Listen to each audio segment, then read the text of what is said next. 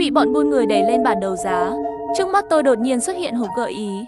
Đấu giá Kim Sơn, số người muốn mua bạn hôm nay là 5.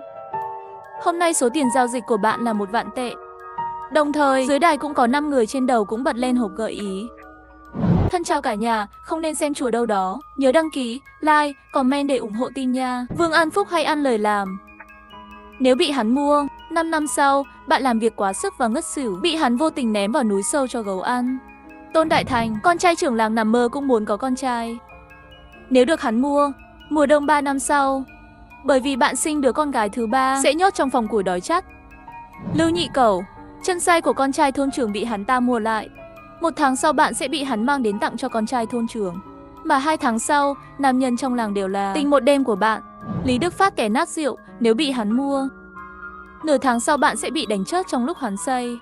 Ở nơi hoang dã, Triệu Đại Cang, một người ngoài làng nhưng có tấm lòng tốt bụng.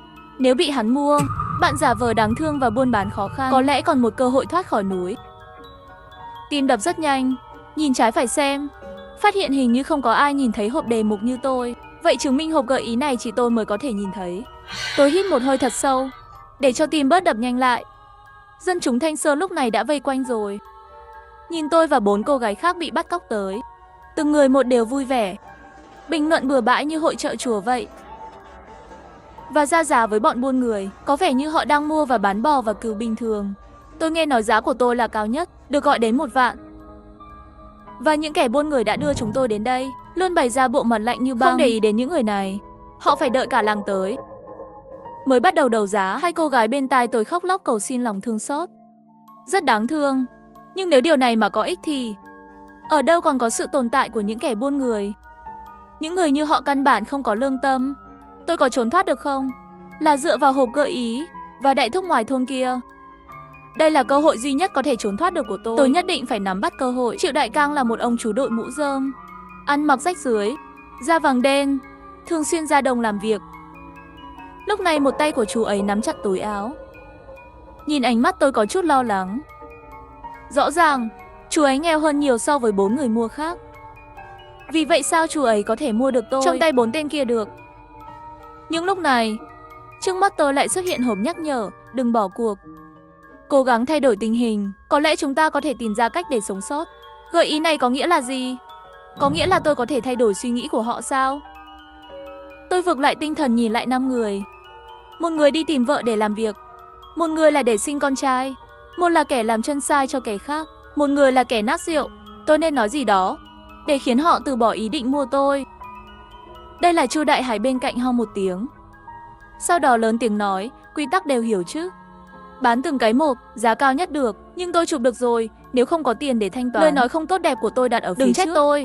Chu Đại Hải nhiều lần bắt cóc, trung gian trong vụ buôn người.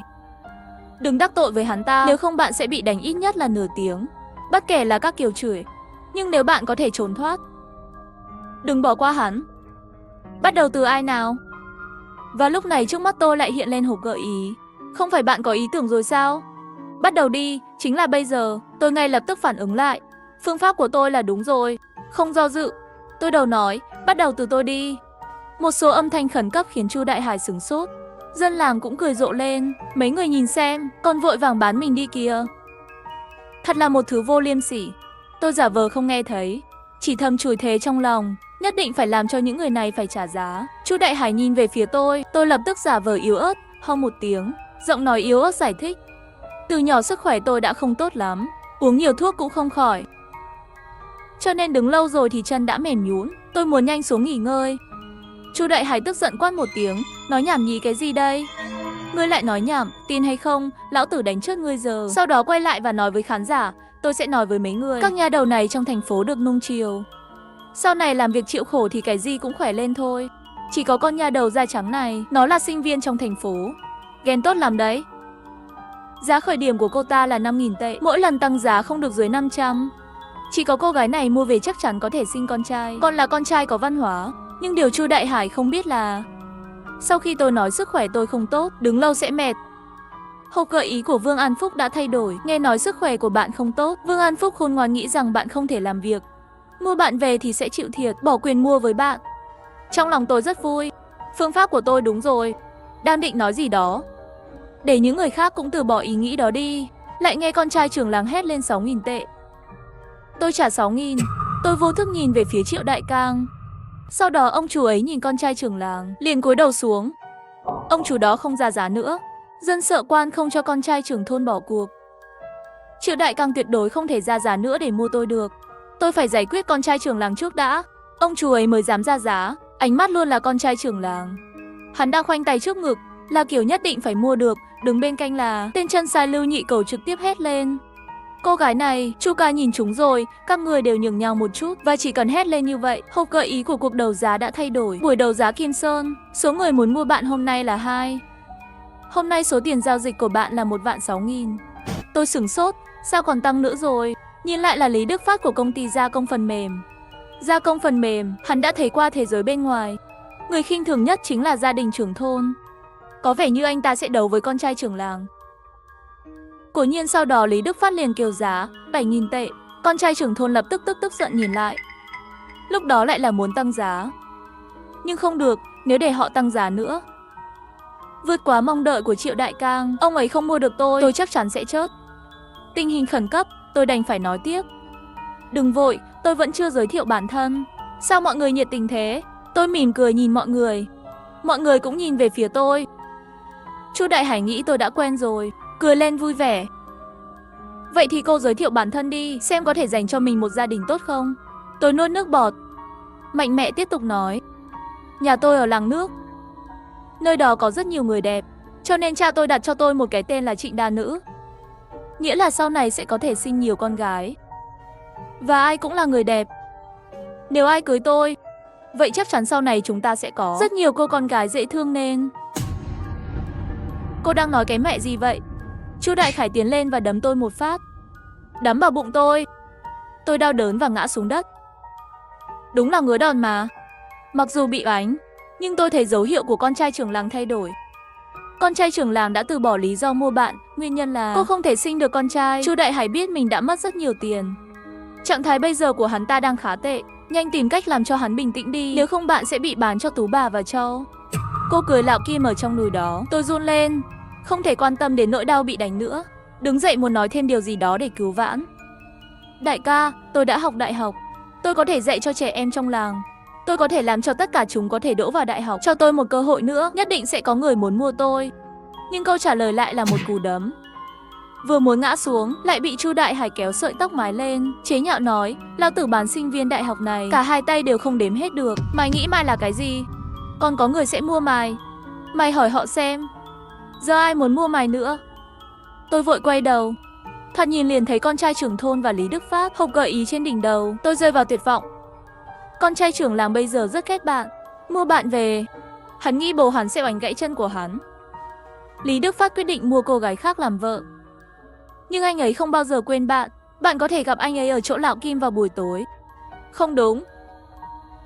Triệu Đại Cang tôi lại nhìn chú ấy. Tôi quay sang Chu Đại Hải nói, nếu như... Ý tôi là nếu như... Tôi nhìn chằm chằm vào mắt Chu Đại Hải. Nếu như có ai đó mua tôi với giá 7.000 tệ, có phải tôi có thể ở lại trong thôn đúng không? Người xung quanh ngạc nhiên, không biết tại sao tôi lại nói vậy. Chu Đại Hải lại nheo mắt lại, nhìn sang một bên đám đông, mà trên mặt gian trà đó của hắn đột nhiên lộ ra chút nụ cười. Có kẻ buôn người hỏi, Chu ca có chuyện gì vậy? Không thấy có người ngoài thôn kia sao? Chu Đại Hải bỏ tôi lại, đi thẳng về phía Triệu Đại Cang. Đầu óc tôi bỗng nhiên trống rỗng. Vị đại thúc này, chú muốn mua con nhà đầu này không? Triệu Đại Cang trong nụ cười của hắn không thể không khỏi lùi lại một bước, và hộp gợi ý trên đỉnh đầu của chú ấy đột nhiên cũng bắt đầu thay đổi. Ban đầu Triệu Đại Cang thấy bạn bị oánh, có chút không thể chịu đựng được, lại nghe thấy bạn nói bạn có thể dạy học sinh, hắn đã do dự muốn mua cô. Nhưng hắn lo lắng rằng 7.000 tệ là không đủ, mà bây giờ Triệu Đại Cang có chút sợ Chu Đại Hải. Hắn gặp Chu Đại Hải rất người nên không dám nói chuyện với hắn, có thể từ bỏ việc chọn bạn. Tôi vội vàng lo lắng, hy vọng duy nhất lại bị cắt đứt rồi sao? Tôi cố gắng nói thêm điều gì đó. Nhưng lúc này, tôi đột nhiên thấy hộp gợi ý của Chu Hải Hải đã thay đổi. Chu Đại Hải nhận ra Triệu Đại Cang là người ngoài làng. Hắn muốn bán bạn cho ông chủ đó, nhưng 8.000 tệ hắn nghĩ là không đủ. Chu Đại Hải ngăn cản Triệu Đại Cang đang hoảng loạn muốn đi. Đại thúc 1 vạn được không? 1 vạn sinh viên đại học này chú có thể mang về nhà rồi. Đến lúc đó chú muốn làm gì cũng được. Chú nói xem thế nào. Trên mặt hắn là một nụ cười tàn nhẫn. đứng rất gần với Triệu Đại Cang, sau đó cũng không đợi Triệu Đại Cang đồng ý hoặc từ chối, hắn mạnh vỗ vai Triệu Đại Cang. Lớn tiếng quyết định, cứ quyết định vậy đi, tháng sau tôi đến rồi hãng đưa tiền, đến lúc đó không có tiền thì đừng trách lão tử trở mặt. Chu Đại Hải nhìn Triệu Đại Cang một cái, làm chú ấy sợ hãi, mà tôi cũng bị bọn buôn người đẩy cho Triệu Đại Cang. Một nhóm người xung quanh thôn nhìn chúng tôi như một trò đùa, quả nhiên không có ý định ra mặt với người ngoài. Họ chế nhạo Triệu Đại Cang, 1 vạn tệ hắn ta có thể kiếm được không? Bán nồi bán sắt cũng không đủ. Ha ha ha, bán một chút đất hoang anh ta cũng không có tiền. Chờ hắn chết rồi, cô sinh viên này là của chúng ta. Tôi tức không nên lời, có cảm giác sống sót. Quay đầu lại thấy Triệu Đại Cang sắc mặt xám xịt, không có giọt máu. Và tôi sửng sốt. Hộp gợi ý trên đỉnh đầu của Triệu Đại Cang sao lại biến thành màu đỏ, cảnh báo tử vong. Đồng hương đến đây cùng Triệu Đại Cang, bởi vì giao không đủ tiền bị Chu Đại Hải rớt rồi. Nếu tháng sau anh ta không trả đủ 1 vạn tệ, anh ta sẽ bị rớt chớt, và bạn sẽ bị bán cho lão Kim. Tôi đã hại chết chú ấy ư? Trước mắt lại một lần nữa xuất hiện gợi ý mỏ. Triệu Đại Cang bây giờ rất lo lắng, cố gắng chia sẻ những lo lắng cho có thể lấy được lòng tin của hắn. Và sự tin tưởng của anh ta rất có thể là chìa khóa để bạn thoát khỏi núi. Đấu giá chưa kết thúc, Triệu Đại Cang liền kéo tôi đi. Trên đường đi, Triệu Đại Cang luôn nhìn chằm chằm vào tôi. Thấy tôi không có ý chạy trốn, ánh mắt anh ấy nhìn chằm chằm vào tôi mới thư giãn một chút. Đừng có chạy. Từ đây đến thị trấn là hơn 30 dặm. Và ngay cả khi cô trốn được đến thị trấn, đó cũng là người của bọn chúng, cô không thoát được đâu. Tôi nhanh chóng gật đầu, hành động như một người nhút nhát và ngoan ngoãn. Nhưng tôi phải làm tiếp theo gì bây giờ?